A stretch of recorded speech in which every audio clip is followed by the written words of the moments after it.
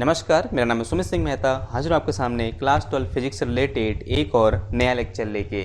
आज का हमारा है लेक्चर नंबर 41 और आज के इस लेक्चर का हमारा टॉपिक क्या रहने वाला है। हमारा टॉपिक है relation between electric current and drift velocity.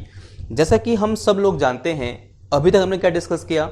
अभी तक हमने पढ़ा कि जब भी हम किसी कंडक्टर को एक बैटरी से कनेक्ट करते हैं तब उस कंडक्टर में जो फ्री इलेक्ट्रॉन हैं वो ड्रिफ्ट करना स्टार्ट होते हैं इलेक्ट्रिक फील्ड की अपोजिट डायरेक्शन में, और वो जिस वेलोसिटी से ड्रिफ्ट होते हैं उसे हम क्या बोलते हैं, ड्रिफ्ट वेलोसिटी बोलते हैं। अब कंडक्टर के अंदर अगर इलेक्ट्रॉन मूव कर रहे हैं ड्रिफ्ट वेलोसिटी से, तो इलेक्ट्रॉन क्या है भाई, चार्ज पार्टिकल है, और जब भी चार्ज मूव करता है तो करंट कंस्टिट्यूट होती है। और आज हमें उसी करंट और ड्रिफ्ट वेलोसिटी के बीच क्या रिलेशन होता है फाइंड करना है। ठीक है, तो फटाफट क्या करते हैं, शुरू करते हैं। हेड डालो क्या, relation between electric current and drift velocity. Assume कर लो कि मेरे पास यहां पर क्या है, इस तरह से एक कंडक्टर है और इस तरह से ये कंडक्टर मैंने बनाया हुआ है। लेट अस से इस कंडक्टर की जो लेंथ है यहां से यहां तक वो कितनी है, L है। L जो है वो क्या है, लेंथ ऑफ कंडक्टर है। और अज्यूम कर लो A क्या है, एरिया ऑफ क्रॉस सेक्शन है। ध्यान देना, A जो है वो क्या है, area of cross section. Cross sectional area क्या होता है, ये वाला एरिया। माना ये क्या है, एक वायर है, कंडक्टर का वायर है इस तरह से, तो ये जो एरिया कहलाएगा इसे हम क्या बोलेंगे, एरिया ऑफ क्रॉस सेक्शन बोलेंगे। और अज्यूम कर लो इसके अंदर क्या है भाई, ये फ्री इलेक्ट्रॉन है। ये मेरे पास जो ये छोटे छोटे डॉट दिख रहे हैं आपको, किसको रिप्रेजेंट कर रहे हैं, फ्री इलेक्ट्रॉन्स को रिप्रेजेंट कर रहे हैं।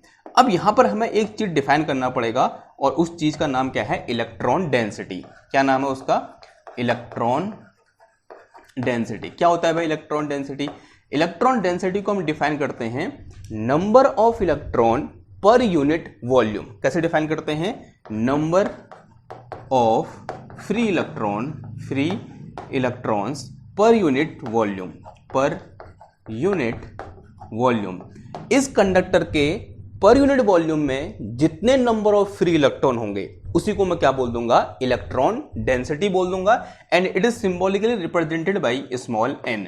यानी इस कंडक्टर के अंदर जो स्मॉल n है वो क्या है, नंबर ऑफ इलेक्ट्रॉन पर यूनिट वॉल्यूम है, या बोल सकते हैं इलेक्ट्रॉन डेंसिटी है। लेंथ L है और area of cross section A है। अब मुझे क्या करना है, इस कंडक्टर को एक बैटरी से कनेक्ट करना है। लेट अस से इस बैटरी के टर्मिनल के बीच जो पोटेंशियल डिफरेंस है उसको मैंने कितना बोल दिया भाई, V बोल दिया। तो मैंने यहां पर एक V वोल्ट की बैटरी लगा दी। V वोल्ट की बैटरी लगाते ही ये जो टर्मिनल है कैसा हो जाएगा, पॉजिटिव, ये कैसा हो जाएगा, नेगेटिव। यानी इसके अंदर एक इलेक्ट्रिक फील्ड आ जाएगा, किस डायरेक्शन में, इस डायरेक्शन में। और हमने अभी तक पढ़ा है जैसे यहां पर इलेक्ट्रिक फील्ड आएगा ये सारे इलेक्ट्रॉन क्या करेंगे, इलेक्ट्रिक फील्ड की अपोजिट डायरेक्शन में ड्रिफ्ट करेंगे। और जिस वेलोसिटी से ड्रिफ्ट करेंगे उस वेलोसिटी को हम क्या बोल देंगे, ड्रिफ्ट वेलोसिटी बोल देंगे। क्या बोलेंगे उसको हम, ड्रिफ्ट वेलोसिटी। ये सारे इलेक्ट्रॉन क्या कर रहे हैं, यहां पर VD ड्रिफ्ट वेलोसिटी से क्या कर रहे हैं, इधर की ओर मूव कर रहे हैं। हाँ ऑब्वियसली बात है, एक और चीज जो मैंने यहां पर नहीं बनाई है दैट इज आयन। इसके अंदर क्या होंगे, हैवी पॉजिटिव आयंस भी होंगे, जिनको मैं अभी इग्नोर करते हुए चल रहा हूं क्योंकि मैं उनकी वजह से जो ड्रिफ्ट हो रहा है उसको मैं यहां पर कंसीडर करके चला हूं। ठीक, ओके। तो मुझे क्या करना है, इस ड्रिफ्ट वेलोसिटी और इसमें फ्लो करने वाली करंट के बीच रिलेशन स्टेबलाइज करना है। कैसे करेंगे जरा समझो। मैं सबसे पहले क्या कर रहा हूं, यहां पर एक छोटा सा एक क्रॉस सेक्शनल एरिया ले रहा हूं। ठीक है, इस डायग्राम का मैं एक दूसरा रूप यहां बनाना चाह रहा हूं। देखो ये जो कंडक्टर मैंने लिखा हुआ है जिससे से बैटरी कनेक्टेड है, यहां बहुत सारी चीजें होगी, तो इसी का सिंप्लीफाइड वर्जन या बोलते हैं, इसी को सिंपल तरीके से यहां पर इस तरह से बना रहा हूं। ये मेरे पास क्या है भाई, कंडक्टर है और इसका एरिया ऑफ क्रॉस सेक्शन कितना है, A है। इसकी यहां से यहां तक लेंथ कितनी है भाई, L है। और जो सारे इलेक्ट्रॉन कहां की ओर मूव कर रहे हैं, इलेक्ट्रिक फील्ड की अपोजिट डायरेक्शन में मूव कर रहे हैं। यानी कहां की ओर, इधर की ओर। ये इधर की ओर मूव कर रहा है, ये भी इधर की ओर, ये भी इधर की ओर, ये भी इधर की ओर, ये भी इधर की ओर, ये भी इधर की ओर, ये भी इधर की ओर, ये भी ऐसे। अगर यहाँ इलेक्ट्रॉन है ये भी तो ऐसे, ये भी ऐसे और ये भी ऐसे। क्यों कर रहा है, बिकॉज इस डायरेक्शन में क्या लगा रखा है मैंने, यहाँ पर कुछ इलेक्ट्रिक फील्ड E लगा रखा है। ठीक है, यानी यही डायग्राम मैंने यहाँ बना दिया। नाउ अब मैं यहाँ पर क्या कर रहा हूँ, एक एरिया, एक छोटा सा एरिया ले रहा हूँ इस तरह से। अभी एरिया कैसे ले रखा है मैंने, जिस डायरेक्शन में चार्ज फ्लो कर रहा है उसके परपेंडिकुलर मैंने यहां पर एक एरिया ले लिया, और इसका जो एरिया है यानी इस सरफेस का जो एरिया है वो कितना है, इसके बराबर है, यानी कितना है वो A है। एक सरफेस मैंने ले लिया ऐसे करके, और जो सरफेस है वो कैसे है, जिस डायरेक्शन में चार्ज फ्लो कर रहा है उसके कैसे है, ठीक परपेंडिकुलर है, और साथ ही साथ इस सरफेस का एरिया उतना ही है जितना इसका एरिया ऑफ क्रॉस सेक्शन है। क्लियर बात। अब यहां पर मैं एक क्वांटिटी फाइंड करना चाह रहा हूं, वो क्या है कि इस एरिया से t सेकंड में कितने नंबर ऑफ इलेक्ट्रॉन पास करेंगे। देखो सारे इलेक्ट्रॉन ऐसे मूव कर रहे हैं और मुझे ये निकालना है कि इस एरिया से t सेकंड में या t टाइम में कितने नंबर ऑफ इलेक्ट्रॉन क्रॉस करेंगे। Now at first we have to find number of electron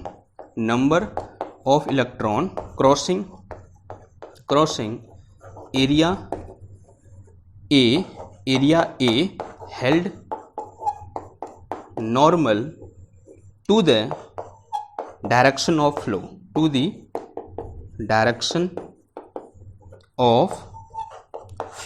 ठीक है, जो कि फ्लो की डायरेक्शन के नॉर्मल रखा हुआ है। अब कैसे निकालेंगे, यही बहुत इंपॉर्टेंट चीज है। देखो जरा समझो, मान लिया जिस टाइम पर मैंने अपनी घड़ी देखना स्टार्ट करी, यानी यहां पर मान लिया टाइम t इक्वल टू कितना है, 0 है।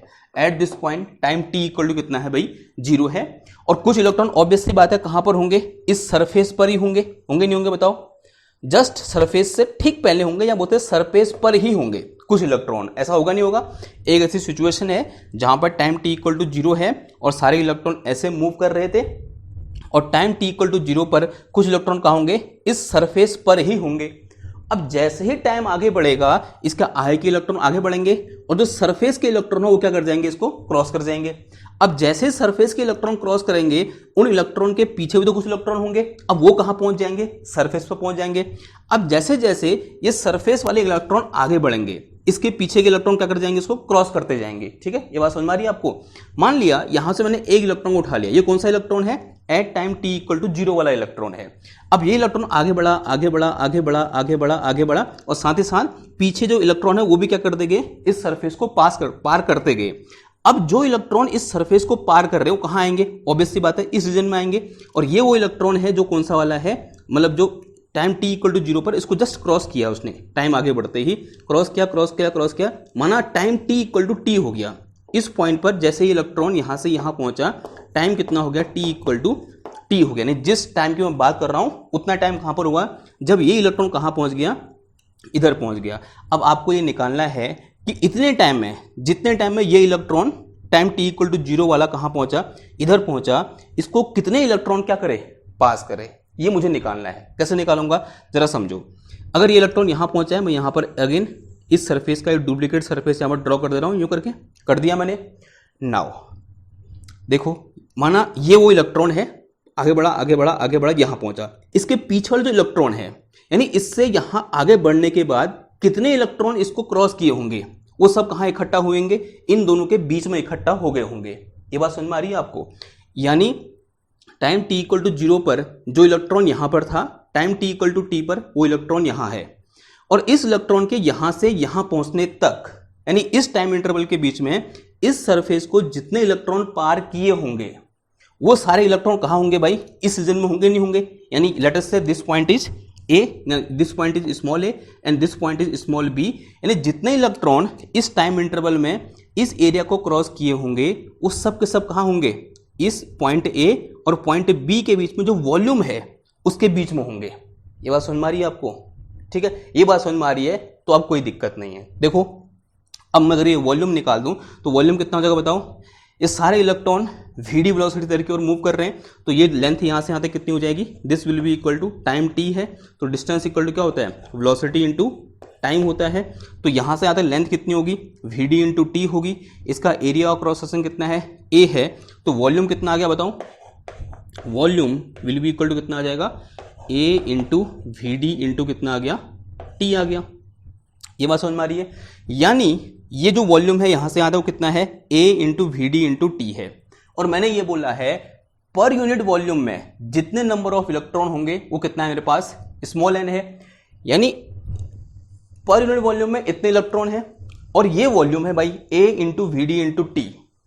तो बताओ भाई, number of electron crossing this area held normal to the direction of flow in time t भी लिखना है यहाँ पर। ठीक है, फ्लो इन टाइम टी कितना हो जाएगा बताओ, this will be equal to, obviously बात है, volume multiply by number of electron पर यूनिट वॉल्यूम, यानी कितना आ जाएगा, volume multiply by small n, और वॉल्यूम की वैल्यू कितनी है, पहले स्मॉल एन लिख दो यहाँ पर, और वॉल्यूम की वैल्यू कितनी है, ए वी डी इंटू टी के बराबर है। तो this is number of electron, इसको क्या बोल दिया मैंने, कैपिटल एन बोल दिया, इसको ऐसे ब्रैकेट के अंदर रख दो। ये बात समझ में आई नहीं आई आपको, ठीक। इसी को मैं आपको ऐसे भी समझा सकता हूँ, कैसे देखो, मान लिया इस तरह से मेरे पास क्या है, ये पाइप है, ठीक, और इस पाइप के अंदर पानी फ्लो कर रहा है यूँ करके। अब ऑब्वियसली बात है, पानी के अंदर क्या होंगे, वाटर के मॉलिक्यूल होंगे, और अज्यूम कर ले रहा हूं मैं कि इसमें जो n है, जो n है वो क्या है, नंबर ऑफ मॉलिक्यूल पर यूनिट वॉल्यूम है, क्या है, नंबर ऑफ मॉलिक्यूल पर यूनिट वॉल्यूम है। अब मैं निकालना चाह रहा हूं कि टी टाइम में इससे, इस क्रॉस सेक्शन से, इस स्मॉल क्रॉस सेक्शन से, या बोलते हैं इस एरिया से या फिर इस सरफेस से कितने मॉलिक्यूल पार किए होंगे, किसके, वाटर के। क्या करूंगा जरा समझो, माना t इक्वल टू 0 पर मैंने पाइप को ऐसे बंद कर रखा है, ठीक है, ध्यान देना, t इक्वल टू 0 पानी को मैंने बंद कर दिया यहाँ पर, और कोई पानी बाहर फ्लो नहीं कर रहा है, और यहाँ मैंने क्या रख दिया, इस तरह से एक डब्बा रख दिया जिसमें पानी को मैं स्टोर कर सकता हूँ।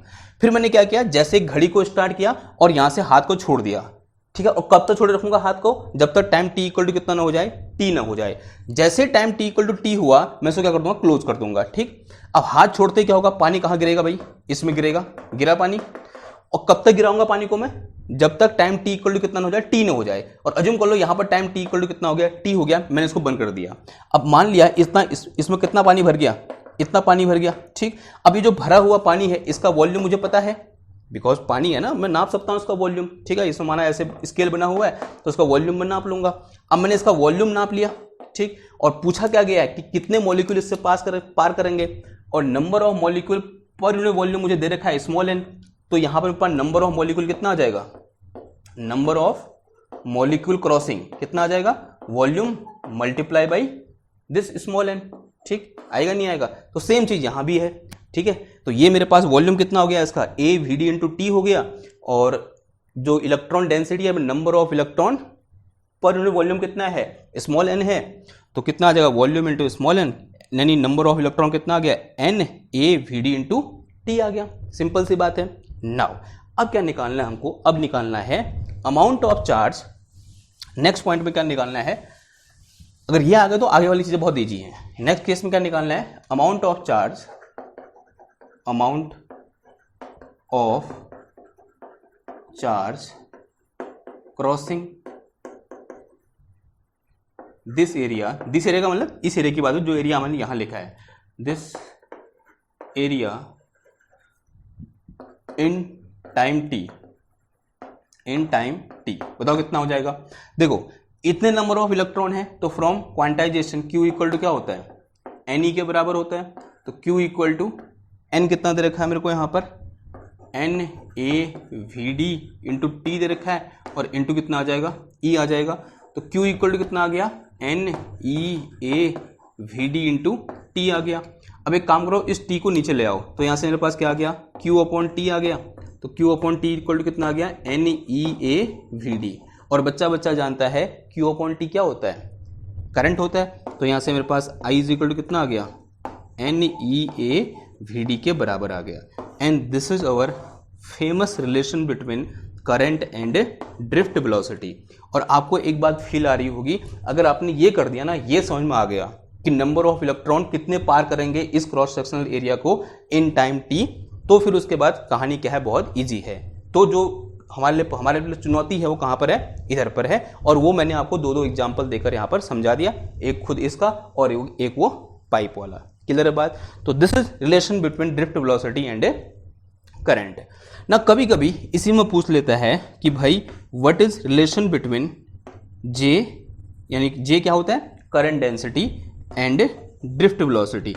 बताओ भाई ड्रिफ्ट वेलोसिटी और करंट डेंसिटी के बीच क्या रिलेशन होता है। बहुत ही आसान है, इसे मैंने क्या बोल रखा है, कुछ इक्वेशन नंबर 1 बोल रखा है।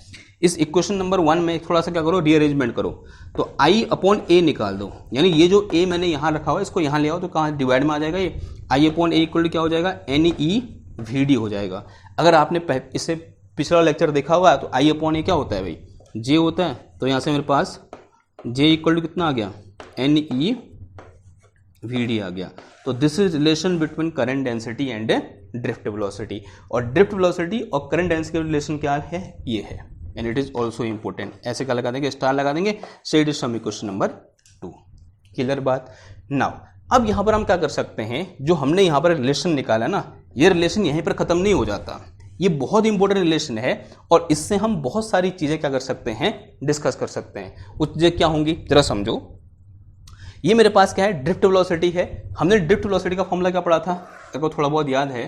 तो drift velocity v d equal to क्या था, ए इंटू टाउ था। ए क्या है, एक्सेलरेशन है, तो v d equal to a की वैल्यू कितनी थी, small e capital e upon m into कितना था, टाउ था। अब देखो अगर मैं ये बोलूँ यहाँ से आते कि लेंथ कितनी है, एल है, और पोटेंशियल डिफरेंस कितना है भाई, वी है, इसका मतलब this electric field e is equal to कितना आ जाएगा, वी अपॉन एल आ जाएगा, जहां v क्या है पोटेंशियल डिफरेंस, l क्या है इसकी लेंथ है। ये कहां से आया, from the definition of potential gradient. अब एक काम करो, e की वैल्यू यहां से उठाकर इधर पुट कर देंगे, तो यहां से वी डी इक्वल टू कितना आ गया, e v upon m l into कितना आ गया, टाउ आ गया। ये क्या निकला मेरा, वी डी निकल गया। अब मैं इस वी डी को यहां से उठाऊंगा और कहां रख दूंगा, इस इक्वेशन नंबर 1 में रख दूंगा। तो देखो कुछ मुझे यहां पर मॉडिफिकेशन और कुछ इंपॉर्टेंट इंफॉर्मेशन देखने को मिलेगी। क्या इंफॉर्मेशन है जरा समझेंगे। ये मिटाओ इधर वाला, ये हो गया ना। देखो भाई यहां से मेरे पास क्या था, I is equal to n e A था, वी डी की जो कितना आ जाएगा वहां से, v d equal to e v upon m l into कितना आ गया, टाउ आ गया। तो I इज इक्वल टू कितना आ गया, देखो एन ई स्क्वायर ए टाउ, और ये v अपॉन कितना आया, m इंटू एल आ गया। अब एक काम करो, इस ml को इधर ले जाओ, i को नीचे ले आओ, यहां से v अपॉन आई निकाल दो, तो v upon I is equal to कितना आ गया यहां से, m upon n e square tau, और इंटू में कितना आ जाएगा, l अपॉन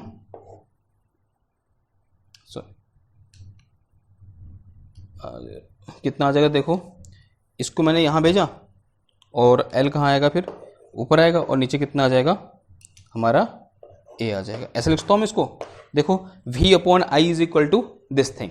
अब जरा समझेंगे, ये मेरे पास m क्या है, मास ऑफ इलेक्ट्रॉन, n क्या है इलेक्ट्रॉन डेंसिटी, e क्या है चार्ज ऑन इलेक्ट्रॉन, टाउ क्या है रिलैक्सेशन टाइम, और l क्या है लेंथ ऑफ कंडक्टर, a क्या है area of cross section of conductor, and all these things in right hand side are constant. यानी ये सब क्या है भाई, कांस्टेंट है। अगर मेरा टेम्परेचर चेंज नहीं हो रहा ना, तो ये सब चीज क्या है, कांस्टेंट है। ठीक, अगर ये चीज कांस्टेंट है तो यहां से मेरे पास v upon I is equal to कितना आ गया, कांस्टेंट आ गया। और आपने क्लास 10th में पढ़ा हुआ है, this constant is equal to r। ये किसका होता है, r के बराबर होता है, और इसी को हम क्या बोलते हैं भाई, ओम्स लॉ बोलते हैं। This is our Ohm's law. तो जो ओम्स लॉ कहां से निकल के आया, इधर से निकल के आया। और ओम्स लॉ कब एप्लीकेबल होता है, जब ये जो वेरिएबल हैं, एल है, लेंथ ऑफ कंडक्टर है, एरिया ऑफ क्रॉस सेक्शन है, जो रिलैक्सेशन टाइम है, ये चेंज नहीं हो रहे हैं। जब ये कांस्टेंट है, ये सब चीजें कांस्टेंट है, तब ओम्स लॉ क्या होता है, v upon I is equal to constant. और जो कांस्टेंट किसका रहता है, आर का रहता है, and this r is known as resistance of conductor. इतनी बात क्लियर है आपको। नाउ तो यहां से मैं रेजिस्टेंस का फॉर्मूला क्या लिख सकता हूं, अगर r इक्वल टू कांस्टेंट है तो from here r equal to कितना आ गया, ये m upon n e square tau, और इनटू कितना आ गया, l अपॉन a आ गया। ठीक, और आपने एक और फॉर्मूला पढ़ा था क्लास 10th में, r is equal to rho l upon a, पढ़ा था नहीं पढ़ा था, आंसर है हाँ जी पढ़ा था। अगर मैं दोनों इक्वेशन को कंपेयर करूंगा तो यहां से रो क्या था, रो का नाम है रजिस्टिविटी। तो रो इक्वल टू कितना आ जाएगा यहां से मेरे पास, m upon n e square tau. यानी जो रो है वो सिर्फ और सिर्फ किस पर डिपेंड करता है, टाउ पर डिपेंड करता है, और इस नंबर इलेक्ट्रॉन डेंसिटी पर डिपेंड करता है। और टेम्परेचर के साथ दोनों क्या रहते हैं, यानी टेम्परेचर अगर चेंज नहीं हो रहा है तो दोनों क्या है भाई, कांस्टेंट रहते हैं, रिलैक्सेशन टाइम भी और इलेक्ट्रॉन डेंसिटी भी। ठीक, तो इसका मतलब जो कंडक्टर है उसका जो रजिस्टिविटी होती है वो क्या होती है, कांस्टेंट होती है। यानी वो अगर वायर की लेंथ और उसके एरिया ऑफ क्रॉस सेक्शन पर डिपेंड नहीं करता है, सिर्फ किस पर डिपेंड करता है, टाउ पर डिपेंड करता है और इलेक्ट्रॉन डेंसिटी पर डिपेंड करता है। और यहीं से हम क्या डिफाइन कर सकते हैं, कंडक्टिविटी सिग्मा इक्वल टू क्या होता है 1/ρ होता है, तो कितना आ जाएगा ये Ne² टाउ अपॉन कितना आ जाएगा m आ जाएगा। ठीक है, तो ये जो सारी इंफॉर्मेशन हमको कहाँ से मिल रही है भाई, इस इक्वेशन से मिल रही हैं, तो इसलिए ये इक्वेशन क्या है बहुत ज़्यादा इंपॉर्टेंट है। अब जरा ये जो डिस्कशन था लास्ट का, ये क्या है, एक वर्बल डिस्कशन है, कोई कंप्लीट डिस्कशन नहीं है।